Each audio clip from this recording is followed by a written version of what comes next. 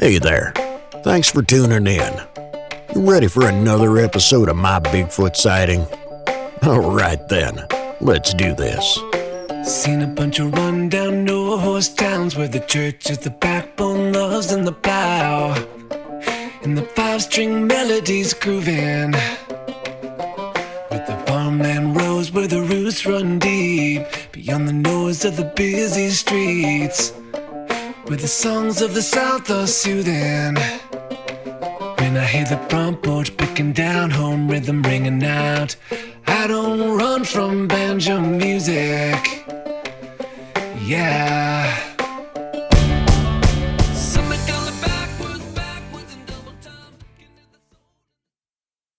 My three latest Bigfoot sightings from the Clark State Forest, the state of Indiana. I have three stories, encounters, if you will, to tell the viewers and listeners tonight. Many of you know me as a Squatchman. My real name is Greg Yost, and I have been going to this forest for the last 20 years. I have seen multiple Bigfoots during these 20 years. A whole bunch, as a matter of fact. But I will not tell you about that tonight. I got the three latest stories. And the first one starts off last year. It was Memorial Day night, just a little over a year ago. I got some friends here around where I live, over in Louisville, Kentucky. Denise and Ernie Pack. They're ghost investigators, and they're the lead investigators at Waverly Hospital. You know, everybody knows the big haunted hospital over in Louisville on all the ghost shows and everything. Well, we become friends, and they wanted a Bigfoot experience. And they're very credible people, very intelligent people, and they're really into paranormal stuff. And stuff, you know, like Bigfoot, UFOs, that kind of nature. And, you know, they wanted a Bigfoot experience. So they came out with me. And we went to the Clark Forest. And it was myself, Ernie, Denise, and they brought their daughter, who was up from Tennessee from college. Her name was Cora. So there was four of us. And we went to an area, and it was kind of raining. A thunderstorm was moving over us. We were hanging out, you know, dodging rain, and you know, finally it started clearing up a little, and it was enough to, you know, get out and you know, see what was going on. So I was getting ready to go to Washington. I was had plans on moving up there, up in the Cascades, up by Canada, and I didn't move, but I have come back since. It didn't work out, and I got a way of, you know, everybody's got their method of trying to get action. Well, when it comes to me, I simply ask them to do stuff. I talk to them just like I do people. I call them the forest people. I believe they are people, and they're highly intelligent, very big, very strong. And a lot of times I ask them to do stuff, and they do it. And you probably are wondering, well, what do you ask them? Well, I ask them to scream, a tree knock, give us some vocals, you know, stuff like that. Yeah, it doesn't work every time, but usually it does, especially when I have my campouts. And I got a lot of witnesses who can verify that I can do this. It's all about heart. I've strived to tell people it's all about heart. I don't use gadgets. I don't have guns. I don't use games. And I have really got on a high level with these beings. And yes, I can ask them to do stuff. So on this night, I said, hey, look, I'm going to Washington. I don't know if I'll ever be back here again. I go, can you really put on a show tonight for us? I mean, make the forest come alive, man. I want it loud out here. And there's one out there I call Big Red. He's really big with red eyes. And I said, hey, Big Red, to do something big tonight. I said, wake this forest up. So within 30 seconds, to the left of us on the other side of the road, you started hearing 7 trees breaking, crashing. It sounded like warfare going on over there. 7 trees, one after another. It was amazing what was going on. And I mean, this is almost frightening, man, bone chilling. You could see the trees getting shooken as they were being cracked down. And I mean, everybody's just standing there, man, in awe. And I'm like, man, I can't believe this. So, I said that out loud there, and Ernie said, hey, Greg, you just asked for it. He goes, you asked for this, man, you're getting it. So his wife, Denise, walked up the road a little ways. She goes, hey, come here, guys. I found one of them they pushed over. So we all go up there. This is 50 feet from where we're at. There's a little picnic table and a fire pit and a little pull off there. One of my hot spots, the no big area or nothing, just enough for like one car. And that's where we was at. And 50 feet up the road there, that's where this tree was at. And it was a 2.5 foot good old Indiana red oak, 2.5 foot in diameter. And it was pushed over, going over the road, and the root ball was sticking out of the ground. That's how much power these beings got to do this. But it wasn't all the way over the road. It was at an angle going up, where like in the middle of the road, I could reach my hand up and touch it. So it was like 7.5 feet right there, but it went higher up into another tree, which was on the other side of the road, another red oak, about 2.5 feet in diameter. And it was laying up on a branch. So what we had here is a tree got pushed over by its roots, leaning up against the branch on the other side of the road on another tree. So we're all amazed. I mean, I cannot believe what's going on. Like I said, there wasn't no storm. The storm was already pushed through. It wasn't that bad of a storm anyway to do this kind of damage. And every now and then you get heat lightning, from the storm that was passing through, or the end of the storm. You know how, that big fluffy lightning lights up the whole area. Every now and then you get one of them. So the storm didn't do this. So we go back up to the car, and we're just all everybody so excited, adrenaline pumping, and we were seeing eye shine and stuff all over in that direction right before this happened. So it wasn't 20 minutes later, all of a sudden that tree I just told you about, that was holding the one that fell into it, all of a sudden this tree starts shaking from left to right. I mean, I'm talking a 2.5 foot oak tree. Okay, people, there wasn't no wind blowing. None of the other trees around it was moving. This tree was getting violently shooken. So this is over the road, and we could look up, and there's always a little clearing. Like if you're in the forest, but there's an opening there, it's always a lot brighter than looking in the dark forest. So it was kind of light up in that area, and we could see a black mass, very huge black mass, shaking his tree. And then all of a sudden, it sounded again. I don't know how to describe it, man. Almost like a bomb going off.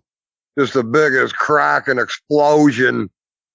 And it just instantly right in front of us, 50 feet in front of us, we're watching all this. And then we see this black object about 20 feet up in the air where he was shaking the tree from, right where that big tree was sitting at. He jumped out of the tree, and we heard him thump.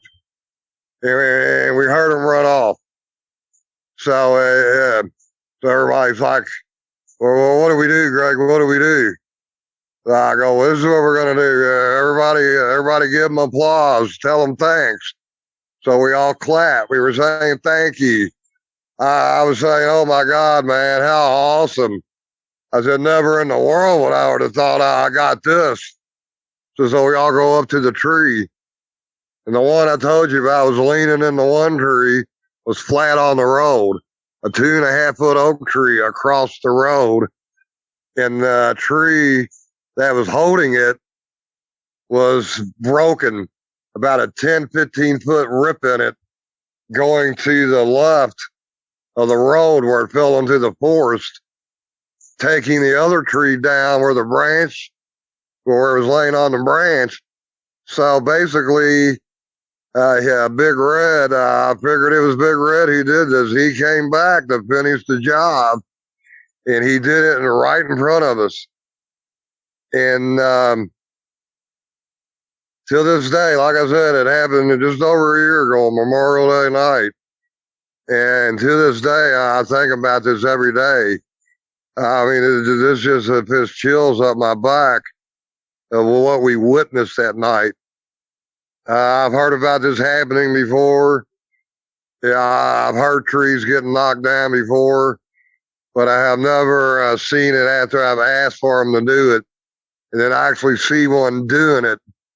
It just really, it's a mind-blowing experience, and I'm just very blessed and fortunate that I got to see this along with these other people that night. And that's about it to that story. That's about where I'm going to leave it at. But the funny thing about it, the end of that story will kind of begin the second story, because some of the same characters are in it too as well. Yeah, Ernie and Denise. They really, they were really impressed of how I worked the forest. How I'm in tune with them. I'm in tune with the forest people. I got my way with them.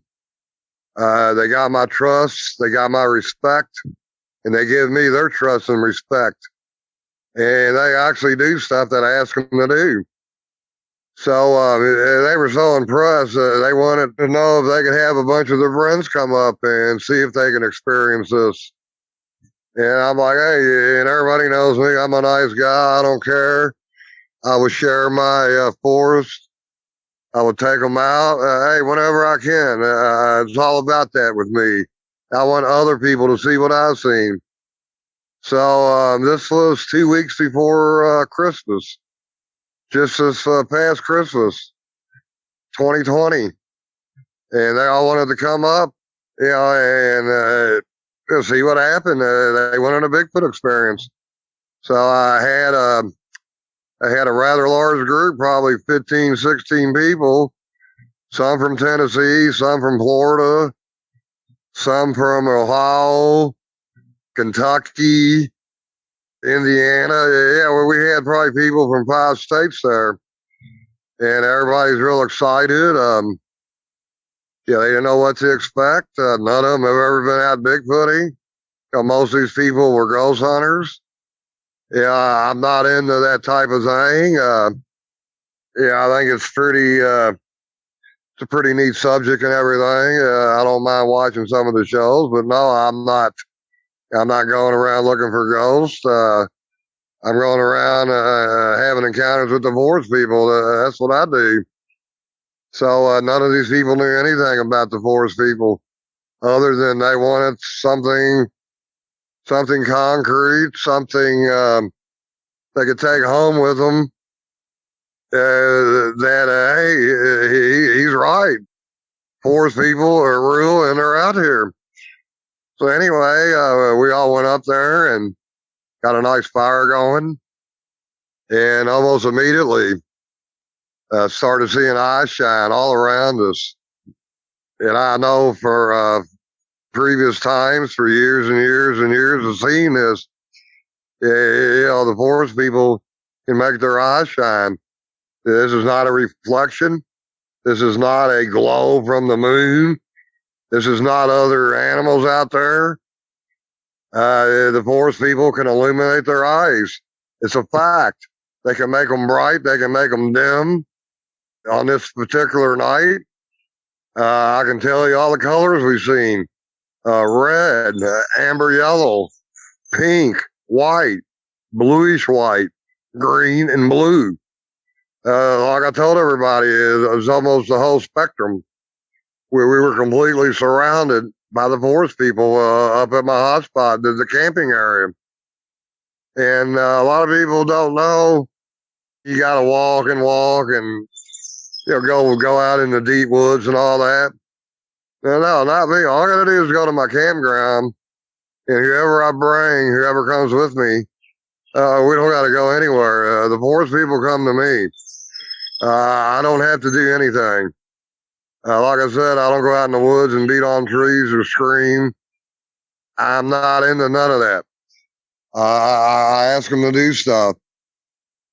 So all the people gathered, and I raised my arms up like I did the night the trees got pushed over. And I said, hey, I got a bunch of people here. They're very good-hearted people. Some of them want to take pictures. I told them I don't know about all that. I go, I can ask you all. If you don't want them taking pictures, let me know or leave. But I'd appreciate it. They're harmless. They just want to know if you guys are really out here. I know you're out here, but they don't. And I would ask you if you could light up your beautiful eyes, do some vocals, do some tree knocks. Let the people know you're here. Yeah, that's all I'm asking. And I appreciate it. And I thank you. Yeah, this is what I always do. No tricks involved. It's as simple as talking to them like I'm talking to you people. It's the God's honest truth. So I told them about the gifting stuff I had. About 100 feet, I got a trail that goes back behind the camp, and there's a stump back there. And I always leave them gifts back there, mostly food items, donuts, apples, bananas. We have left whole chickens before, cookies, sometimes crystal rocks, marbles, and it always disappears. Sometimes within 20 minutes of putting it out there. So it's a really hot spot, and immediately after I asked the forest people to do stuff for the people, we started getting some pretty good action. Like I was just telling you about the eye shine. It was everywhere. Back at the gifting stuff. This was in the middle of December, 2 weeks before Christmas. All the leaves are off the trees. Very good visibility. The eye shine was really popping. We could see it back by the gifting stump, all around, to your left, to your right. We heard tree knocks. And through the night, I let people back there to the gifting stump, 5 or 6 people at a time. And all in the dark. I don't allow flashlights. That ruins it. The forest people, you cannot stand any white light. And I don't like red light or green light. Some people say they can't see that. Well, like I explained to the people, I'm like, when humans can see it, well, what makes you think they don't see it? I go, I'd be better safe than sorry. So yeah, no lights at all. So we go back there, and you can see them walking around with their eyes lit. So sometimes they would get bright enough where you can make out like a head and a chest area. That good visuals people were having. All through the night, man, and people were just ranting and raving about how awesome this was. So it was probably about 1 o'clock in the morning. These 2 ladies, their name was Sheila. Both of them were Sheila. We called them Sheila number 1 and Sheila number 2. And Sheila number 1 was a United States Marine Corps retired gunnery sergeant. Very tough woman. Very, very tough woman. Probably whoop a lot of men's butt. Well, one of them kind of gals. And she's seen war. And she's a combat veteran. Wasn't afraid of nothing. Ghost hunter. First time ever Bigfoot, but she's pretty strong, brave woman. I'll give her that. So her and the other Sheila walked back to the gifting stump. And they were back there for a while. And all of a sudden, we hear some commotion going on. Everybody else was up at the campfire. And we hear some commotion going on. So as I kind of step over to the beginning of the path, seeing what's going on, and there's another lady standing there about 25 feet in front of me.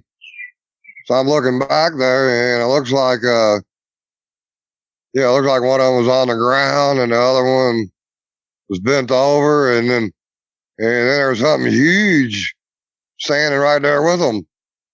So I'm like, well, who's that? I mean, there was a big guy there with us that came with them. I was trying to figure out if that was him back there. I mean, but this thing was huge. So they get up to the other girl, Haley, and they're laughing. And I'm like, hey, what's going on? And I hear Haley go, well, where's that big tall guy? She's like, honey, that big tall guy wasn't with us. As that Bigfoot come crashing up through the woods on us. So she's like, what? So they're just laughing away, man. They thought I didn't know what was going on. I go, well, why are they laughing? So this is how they get up to me. And the other people, and they're like, and they tell everybody what happened.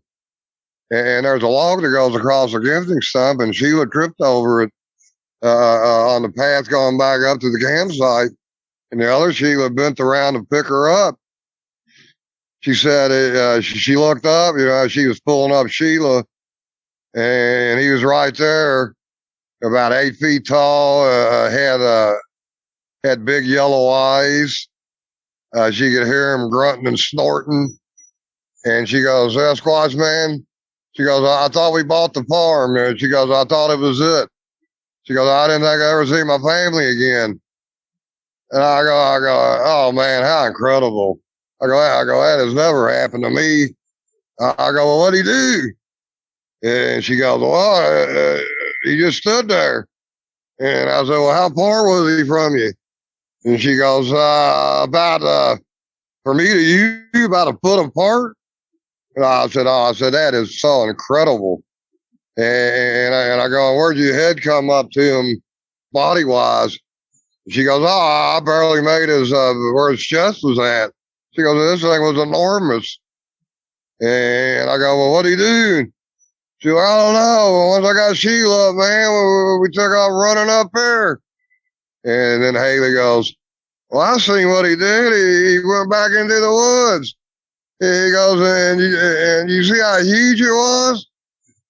And this was a partially moonlit night. I mean, it's pretty good visibility back there.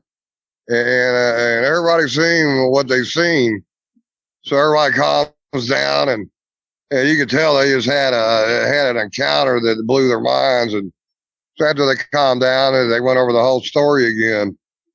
And she said that they were back there by the gifting stump. They went a little farther. Then all of a sudden, she described it as ice storm branches breaking. Which is a good relation. Everybody has heard that. All that was going on as this forest giant come crashing out of the woods on them. And, he had no intention of hurting. No, he could have killed both of them. Like I told you at the beginning of the show, they're big show-offs. They love showing off, especially in front of women. So all this guy was doing, I told him, was showing off. I go, yeah, you didn't have no worry. I go, you took it good, though. You laughed about it. I go, well, most people would have had heart attacks. I go, very good sports. So I go, and now you got something to take back to Tennessee with you. And she's like, oh my goodness, Squatchman.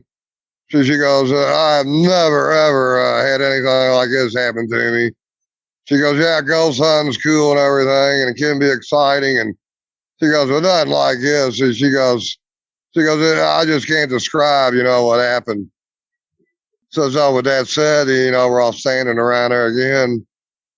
So, about 30 feet away over to the right, I kind of glance over and I see it looks like a bunch of pickers standing there. So I'm looking around the campsite, making sure everybody's accounted for. And they're right there at the wood line. And the moon's just hitting them just right. Or I look over and I see five Sasquatch standing over, all very large, all look like 7 to 8 foot range, all standing there, shoulder to shoulder to shoulder, in a straight line facing us. 5 of them. So I kept looking over, and so I wasn't gonna say nothing. I'm like, well, I ain't gonna say nothing. I go, every time I say stuff like this, people's like, well, every time he goes out, he sees them. But you know what, though? Hey, it is what it is. Hey, if I go out and see him all the time, hey, that means I'm doing something right. So anyway, well, one of the girls goes, oh my God, does anybody see that? So I go, see what?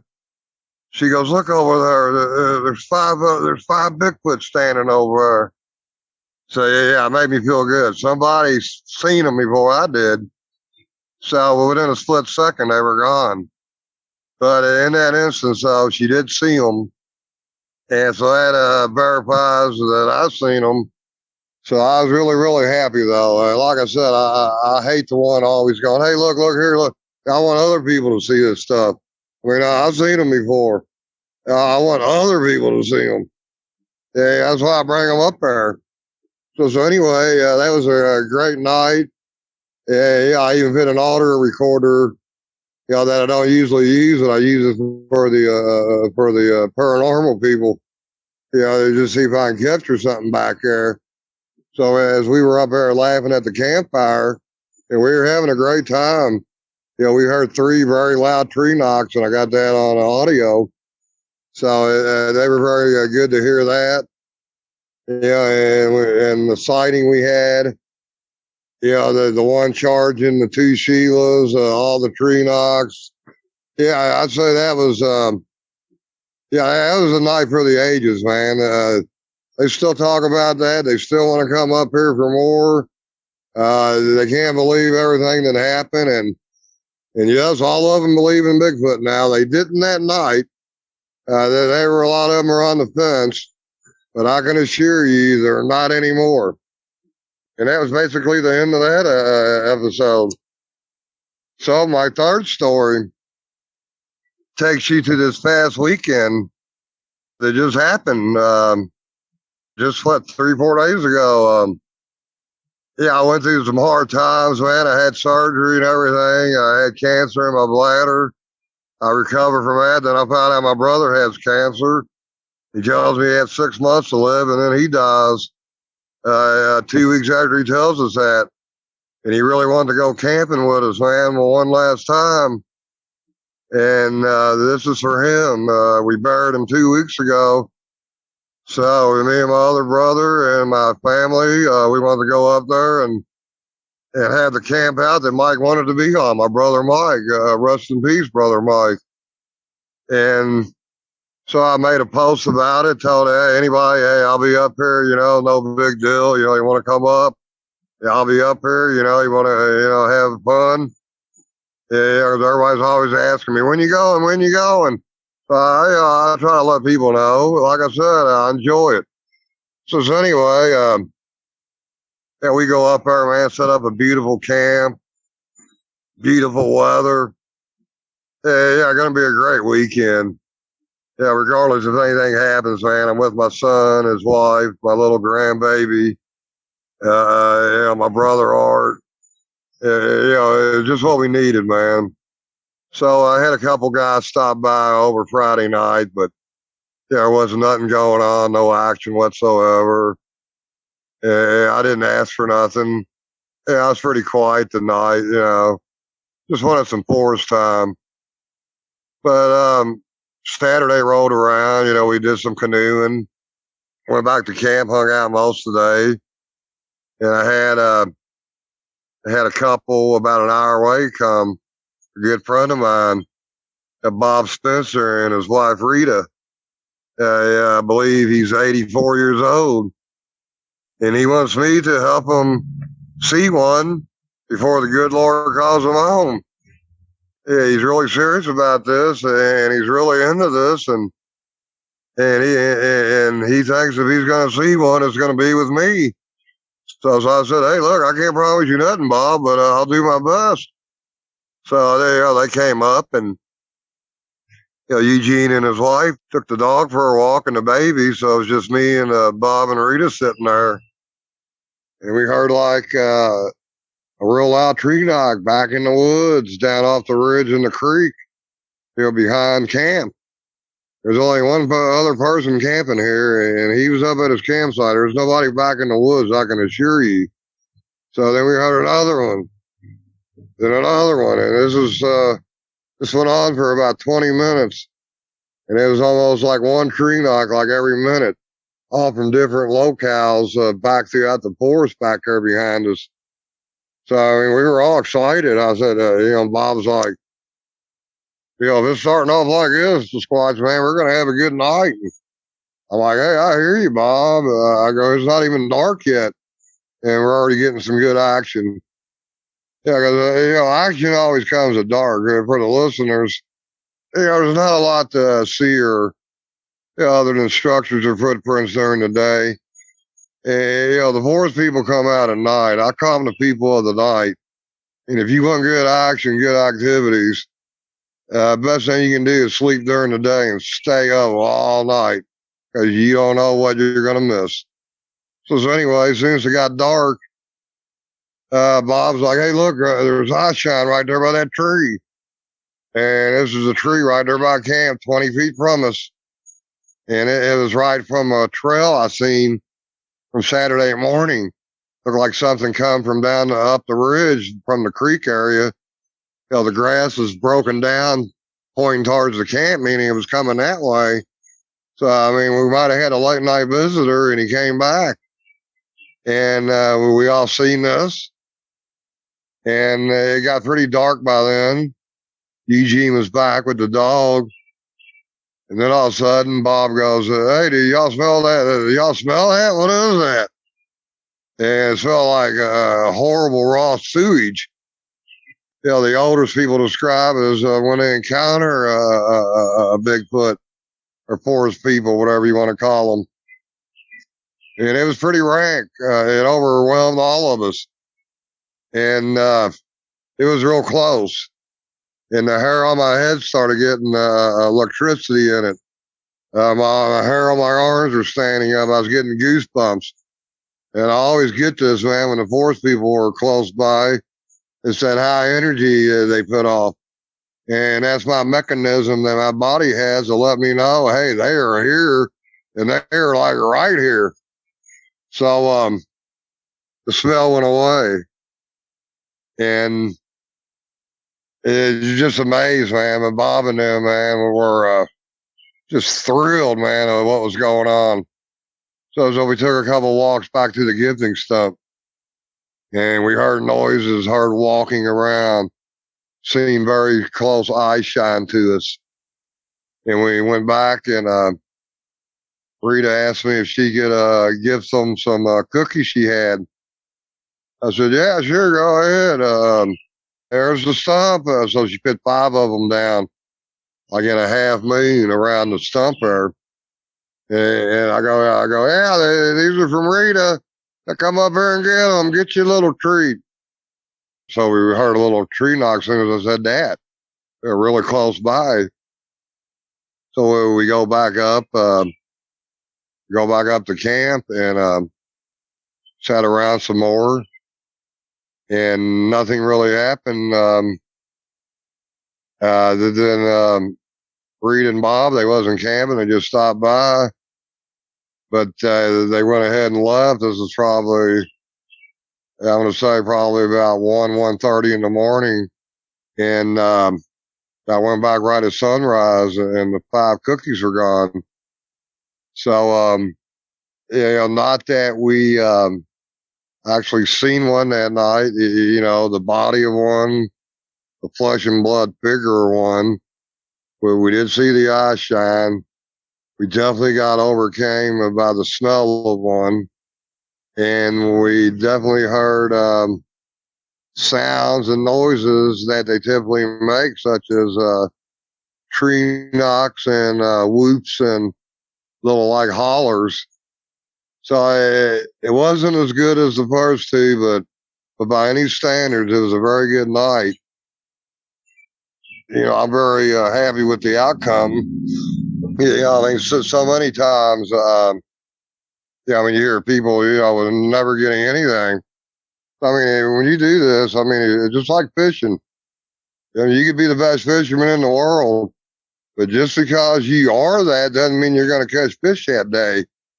And that's the same way I go about this. Don't get discouraged or bummed out if nothing happens. Even if I ask them to do stuff, sometimes they don't. You cannot predict what the forest people are going to do. That's why I tell everybody from the minute they get out of their cars, keep your ears open, keep your eyes open, and pay attention to detail, pay attention to the environment. Look around. You're not coming up here to sit around the fire and talk to me. I said, what you want to see is out here, and you got to get focused with what's out there, and you got to become, get your mindset, think positive. I tell everybody, hey, think positive. You come up here, think positive. Good things are going to happen. Hey, we're going to see one. The forest people feed off this positive energy, and in return, it feeds on them, and they make things happen for the people who come to see the things. So yeah, it's all about love and respect. And if you do that, you're going to get it in return.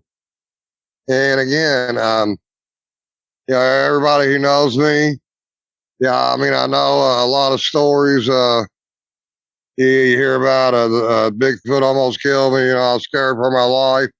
This, and that. Hey, well, I can honestly say, you could say that charge in my story earlier. Yeah, it would have scared a lot of people. It sure scared them 2 Sheilas, but hey, they didn't get touched. So, you gotta remember, if that big boy wanted to hurt them women, they wouldn't be down here in Tennessee right now. I would have had blood on my hands for taking these people up there, telling them they don't have nothing to worry about. So see, that's what I tell them. Hey, look, they're not going to hurt you. Don't worry about them. Some people might disagree with me. I could be wrong, but I just speak from my experiences. And I have never, ever, ever been threatened, never been attacked, never been growled at, never been had rocks thrown at me. Never had my tent knocked down. All this stuff you hear from other people. All I can say is you're not like them. You got bad motives. You got bad incentives. They can feel your intent. And if you're out there to take their pictures, to shoot them, to put them in a cage, or whatever you want to do to them, because they're going to be on to you, and they're going to be on to you quick, and they're not going to have nothing to do with you. But they know I'm totally the opposite of that.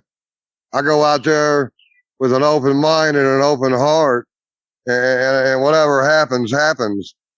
And I can tell you, by all my stories and the evidence I have got, and the eyewitnesses I have got to back up my stories, this stuff happens to me, and it happens frequently.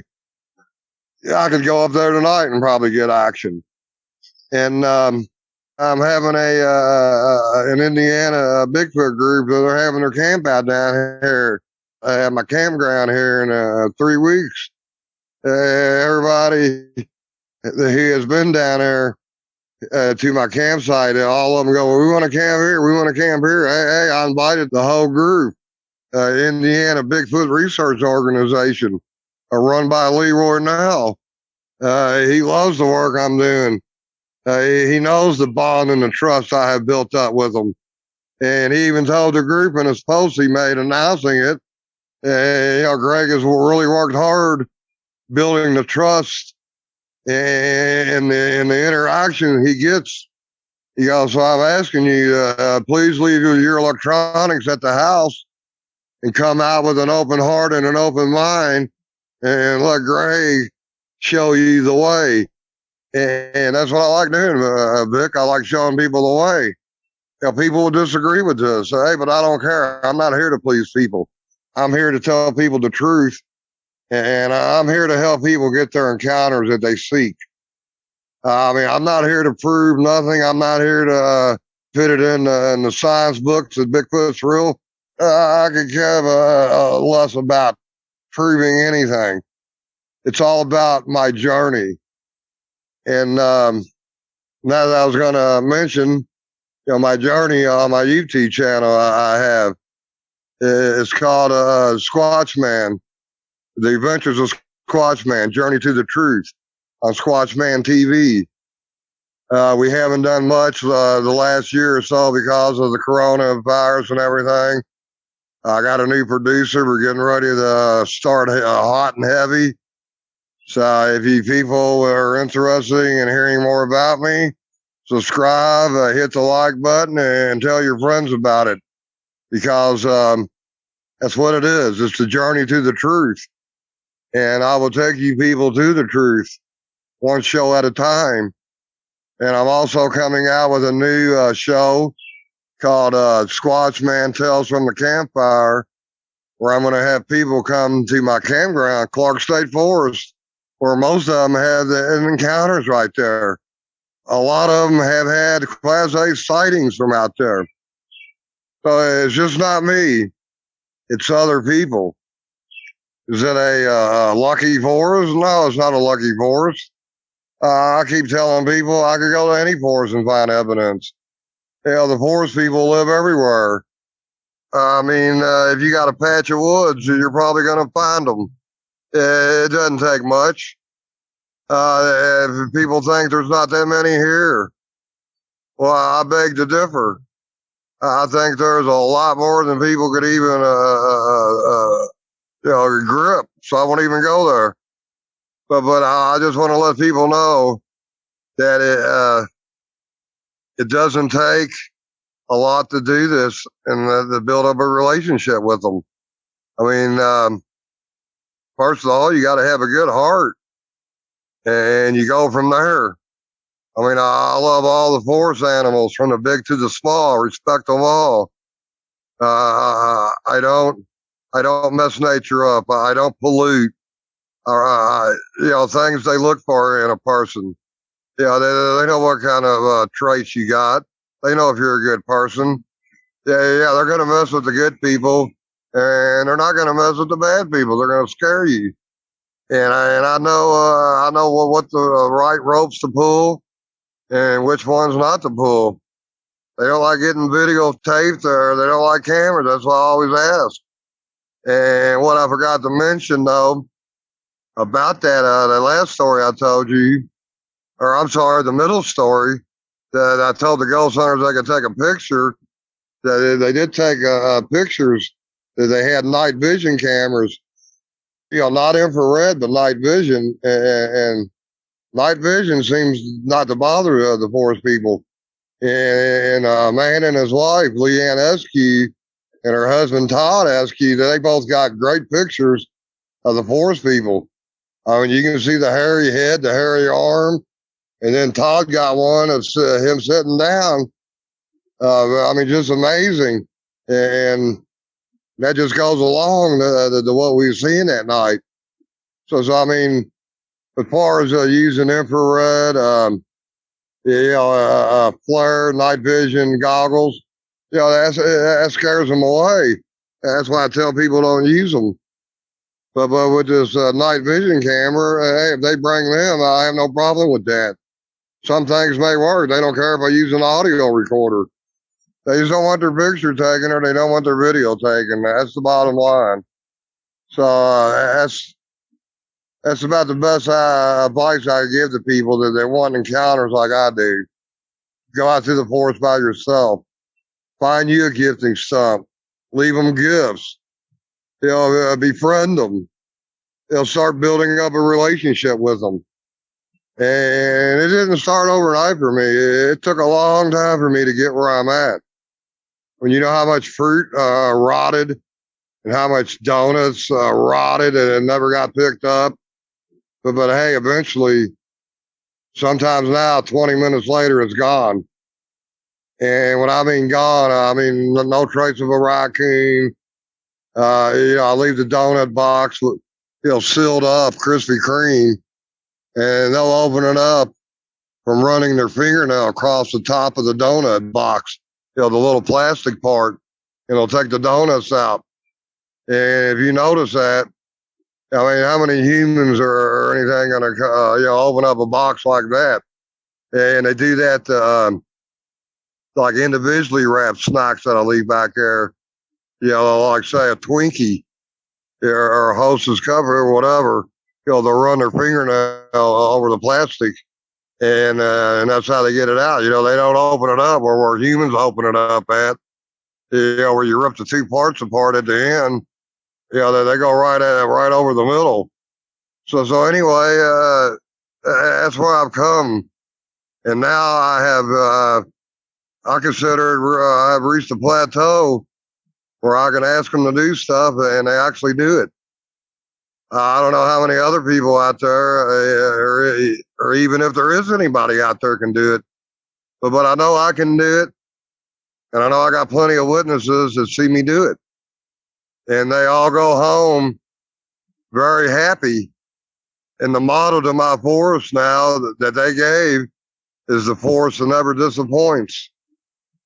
And I like that. The forest that never disappoints. So with that said, that's about all I got to tell the viewers and the listeners tonight, Vic. I hope y'all enjoyed my stories. And the way things are going, I'll probably be back on sometime here in the near future with more. And I want to thank Vic for having me on his new show here. It's been a pleasure. And again, I'm very grateful for Vic allowing me to tell these stories. And again, I hope y'all enjoyed them and have a good evening. Squatchman out. Well, that's it for tonight's show. If you've had a Bigfoot sighting and would like to be a guest, please go to mybigfootsighting.com and let us know. Thanks for listening. Have a great night. Seen a bunch of rundown no-horse towns where the church is the backbone, loves in the plow, and the five-string melodies grooving, with the farmland rows where the roots run deep, beyond the noise of the busy streets, where the songs of the South are soothing.